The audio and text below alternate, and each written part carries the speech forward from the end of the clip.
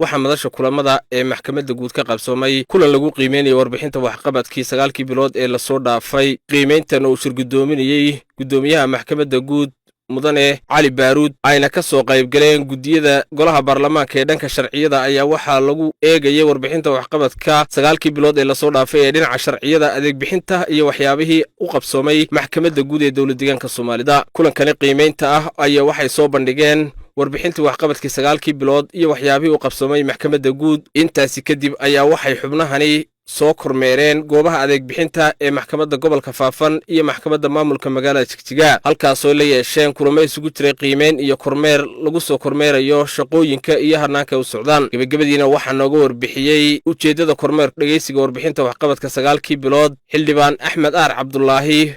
maanta oo ah maalin isniina waxaa guddiga joogtada ee arrimaha maamulka iyo sharciyadu waxay kormeerku joogtana ku soo sameeyeen xafiisyada maxkamadda guud gobolka iyo maxkamadda councilka.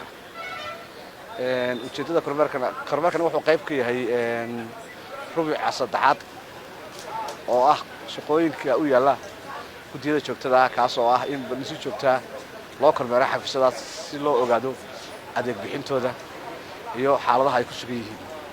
kormeerkayga waxaanu ka bilownay maxkamadda guud halkaas oo aanu kula kulannay mas'uuliyiintii maxkamadda guud joogay. halkaas oo aanu ka dhageysanay warbixintii ay noogu soo jeediyeen ku saabsaneed qorshihii 9 bilood ee sanadkan. kadib guddigu markay dhageysteen warbixintaasi waxay soo jeediyeen talo bixiyooyin iyo su'aalo.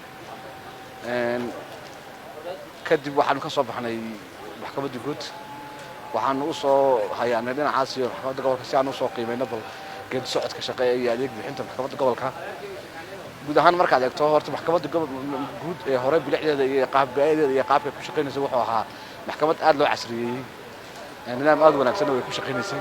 hase haatee maxkamadda gobolka waxaa ka muuqatay inay tahay maxkamad aan lahayn dhismayaadu ay leedahay dhismo aad u gaboobay bay ku jirtay. goobta ay ku shaqeynaysana goob ku habboon oo lagu shaqeyn kara ma ahayn, fadhiyadu ciidi ayay ahaayeen. sidoo kale waxaa dhacday in markii aan nimid maxkamadda councilka lafteedu oo adeeg aad u badan bixinaysa oo maxaabiis fara badan oo la keeno maalintiiba in aynan iyaduna lahayn goob ay ku shaqeyso wanaagsan. salahan jilood bay leedahay iyadoo ay ugu yaraan 4 fadhi oo 9 ay maalintii galaan, taasoo keentay in sadista ma loo soo balamiyo garsoorka meel fadhiista mala adeegii looga baahnaa. markaa way adag tahay inay maxkamadda gobolka tan degmadu ay bixiyaan sababtoo ah ma haystaan space ay ku shaqeeyaan. taasina waxay keenaysaa in dadku ay heli waayaan adeegyadii degdeg ahaa